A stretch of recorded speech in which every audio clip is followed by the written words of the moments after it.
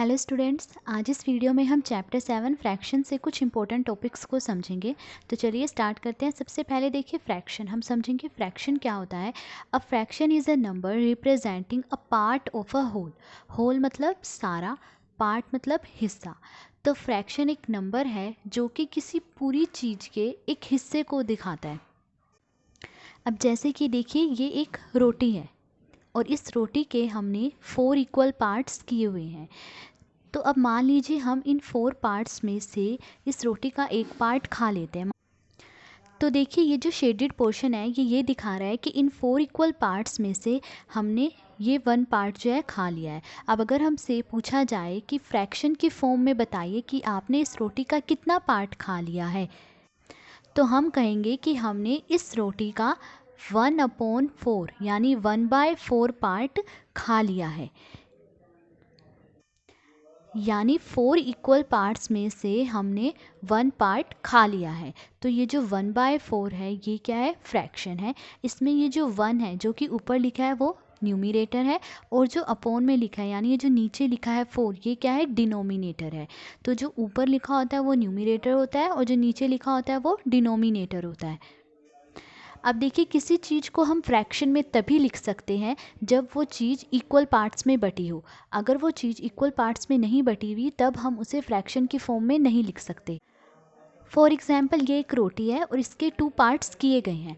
अब अगर हमसे पूछा जाए कि फ्रैक्शन की फॉर्म में बताइए कि आपने इस रोटी का कितना पार्ट खा लिया है, तो हम इसे फ्रैक्शन की फॉर्म में नहीं बता सकते क्योंकि ये जो रोटी है वो 2 इक्वल पार्ट्स में नहीं बटी हुई है। देखिए ये पार्ट ज़्यादा है और ये पार्ट कम है। तो जब कोई चीज़ इक्वल पार्ट में ना बटी हो तो हम उसे फ्रैक्शन की फॉर्म में नहीं लिख सकते हैं। हम फ्रैक्शन की फॉर्म में तभी लिख सकते हैं जब वो चीज़ इक्वल पार्ट्स में बटी हुई हो।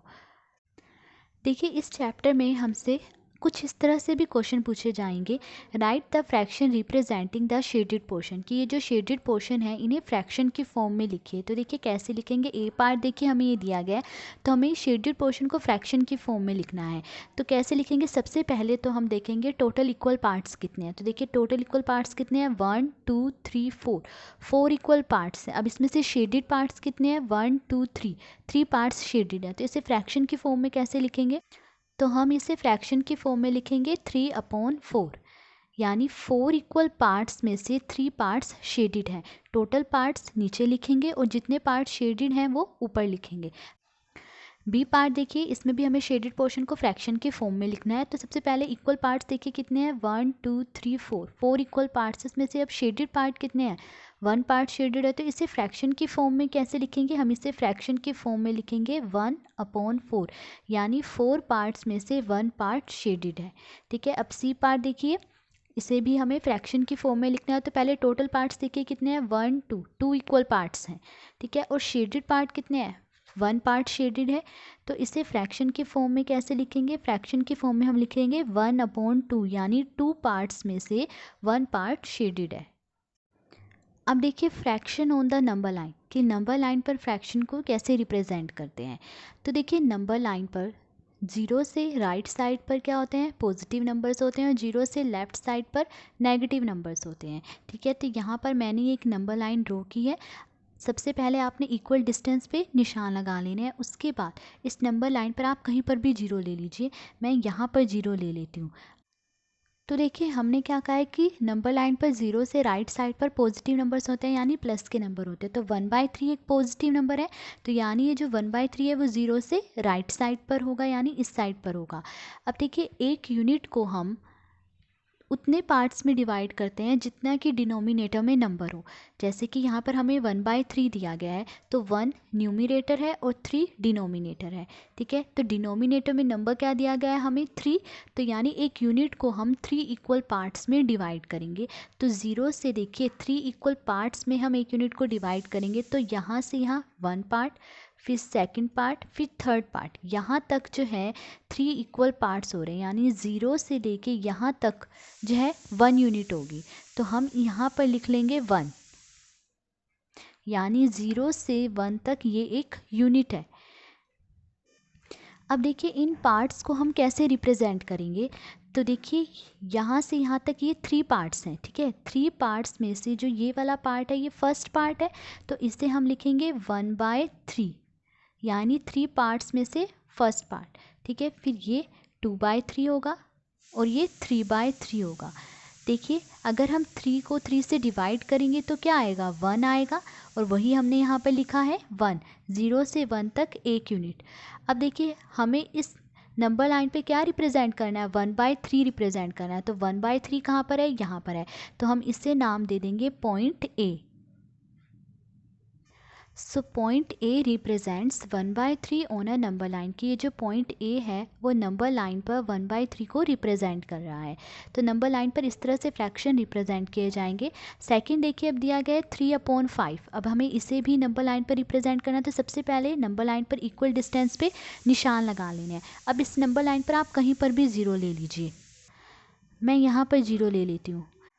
अब देखिए हमें पता है नंबर लाइन पर 0 से राइट साइड पर पॉजिटिव नंबर्स होते हैं, और जो नंबर हमें दिया गया 3/5 ये भी एक पॉजिटिव नंबर है, तो यानी ये 0 से राइट साइड पर होगा, ठीक है। अब हमने क्या कहा है कि एक यूनिट को हम उतने पार्ट्स में डिवाइड करेंगे जितना कि डिनोमिनेटर में नंबर हो। यहाँ डिनोमिनेटर में क्या दिया गया है, नंबर 5, तो हम एक यूनिट को 5 इक्वल पार्ट्स में डिवाइड करेंगे। तो 0 से लेके यहाँ तक 1 पार्ट, फिर 2, फिर 3, फिर 4, फिर 5, यहाँ तक जो है 5 इक्वल पार्ट्स हो रहे हैं, यानी 0 से लेके यहाँ तक 1 यूनिट है। हम यहाँ पे लिख देंगे 1, तो 0 से 1 तक ये एक यूनिट है, ठीक है। अब देखिए इन पार्ट्स को हम कैसे रिप्रेजेंट करेंगे, तो देखिए यहाँ से लेके यहाँ तक ये 5 इक्वल पार्ट्स हैं, और ये जो पार्ट है ये फर्स्ट पार्ट है, तो इसे हम क्या नाम देंगे, 1/5, यानी 5 पार्ट्स में से ये फर्स्ट पार्ट है तो 1/5।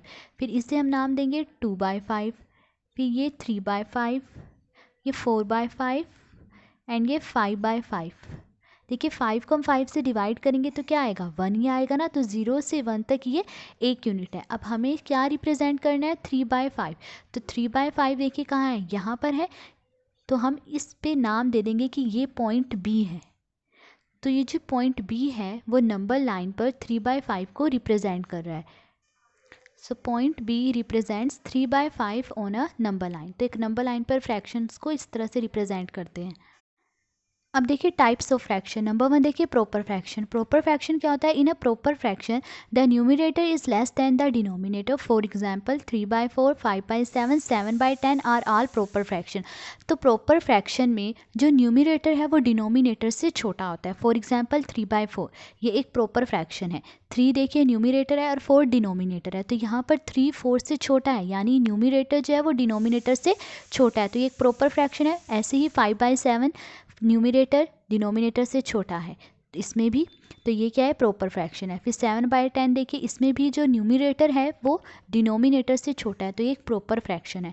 तो प्रॉपर फ्रैक्शन में न्यूमरेटर डिनोमिनेटर से छोटा होता है। सेकंड देखिए इम्प्रॉपर फ्रैक्शन। इम्प्रॉपर फ्रैक्शन क्या होता है, the fraction where the numerator is greater than the denominator is called improper fraction. For example 5/3, 7/5, 16/11 are all improper fractions.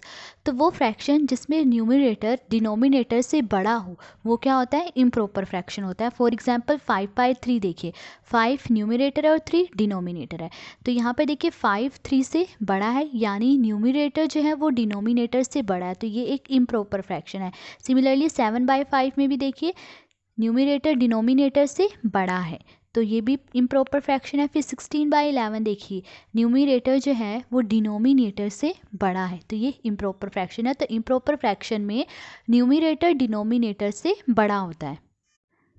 अब देखिए मिक्स्ड फ्रैक्शन। मिक्स्ड फ्रैक्शन क्या होता है, an improper fraction can be written as a combination of a whole and a part and such fractions then called mixed fraction. तो whole का मतलब क्या होता है, पूर्ण, पूर्ण यानी पूरा, और पार्ट का मतलब क्या होता है, हिस्सा या भाग। तो जब एक इम्प्रॉपर फ्रैक्शन को एक पूर्ण और एक भाग के रूप में लिखा जाता है तो हम उसे मिक्स्ड फ्रैक्शन कहते हैं। For example 5/3 is equal to 1 and 2/3। तो देखिए 5/3 एक इम्प्रॉपर फ्रैक्शन, और इसको हमने कैसे लिखा है, 1 एंड 2/3। ये जो 1 एंड 2/3 है ये एक मिक्स्ड फ्रैक्शन है। तो देखिए ये जो 1 है ये पूरा है, ठीक है, और 2/3 ये एक पार्ट यानी एक भाग है।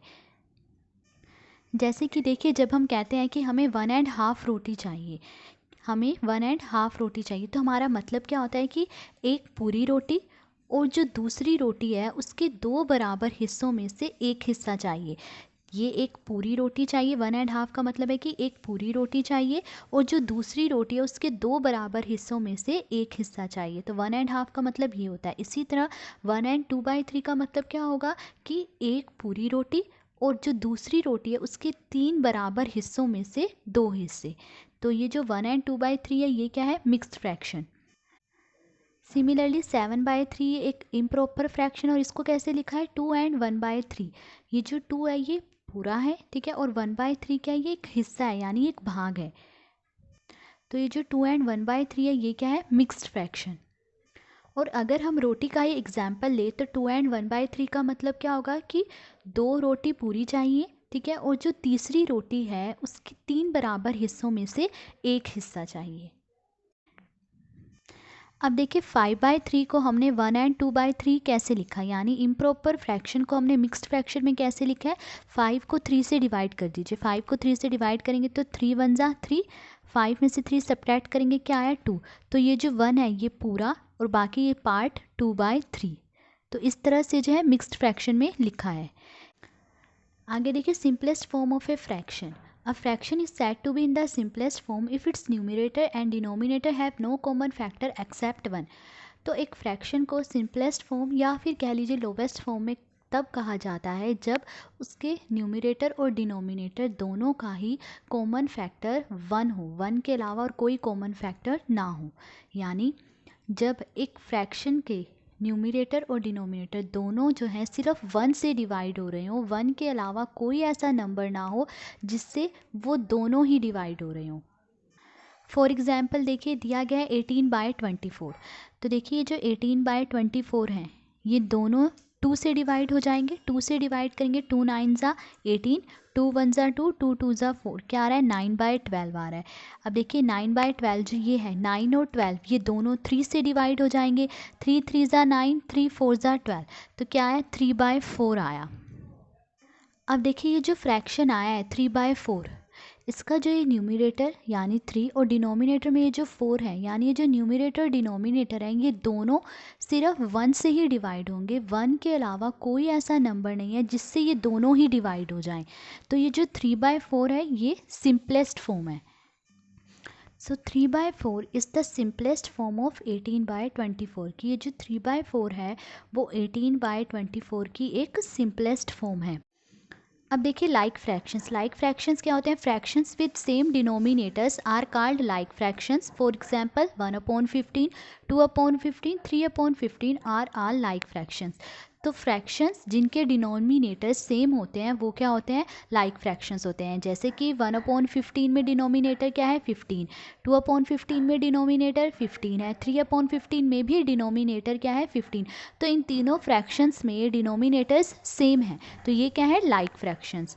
अब देखिए अनलाइक फ्रैक्शंस कौन से होते हैं, fractions with different denominators are called unlike fractions.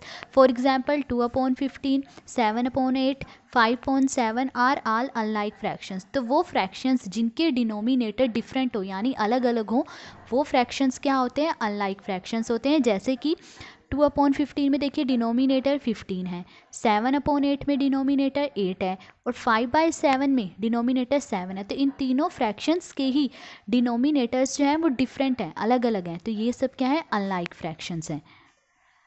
तो आज इस वीडियो में हमने चैप्टर 7 से कुछ इंपॉर्टेंट टॉपिक्स को समझा। अगर आपको वीडियो पसंद आई हो तो please like share and subscribe. Thank you.